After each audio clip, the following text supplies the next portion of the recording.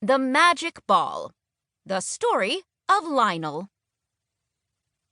This is the first story, and it is about Lionel. Lionel lived in the first house on Cattywampus Street. He was a nice boy, a quiet boy, a boy who was easy to get along with. Everybody liked Lionel. One day, Lionel went to buy a magic ball. Now, you might think it's silly to try to buy a magic ball. Maybe you don't believe in magic. But Lionel believed in magic, and he had been saving up for a long, long time to buy a magic ball. Finally, he had enough money. Lionel walked all the way to the Waddlebee Toy Store at the end of Cattywampus Street, where the pavement ends. The toy store was on the first floor of a 2-story building. It had an old sign above the door that said, Waddlebee, in faded red letters. The sign didn't even say it was a toy store, but you could tell it was because of the display in the front window. There were stuffed animals, lions and tigers and bears, a big dollhouse, floppy puppets, squeaky toys, wind-up toys, toy cars, toy trucks, toy trains, all kinds of puzzles and games, and yes, some balls. Lionel opened the door, and a tiny little bell went jing-a-ling-ling. The shopkeeper looked up and frowned. She seemed like she was in a bad mood, but Lionel walked over to her anyway. "Do you have any magic balls?" he asked.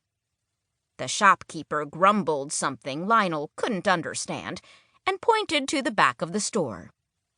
Lionel walked along the dusty, dark aisles.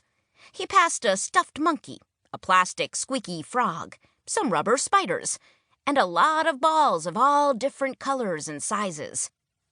But none seemed magic, so he kept going. Finally, in a way, way back corner, on the tippy-top shelf behind a bunch of blocks, was one ball with a bright red star. The star twinkled in the dim light, casting a reddish glow on Lionel's face. Lionel smiled. This was the magic ball he was looking for. But the ball was way too high for him to reach. How would he get it down? He could ask the shopkeeper, but she was busy yelling at another customer, and he didn't want to interrupt. So Lionel started wishing. This is what he wished. "I wish that magic ball would roll off the tippy-top shelf and right into my arms." And lo and behold, it did. The magic ball with the bright red star rolled right into Lionel's arms. The red star twinkled. Lionel brought it to the register.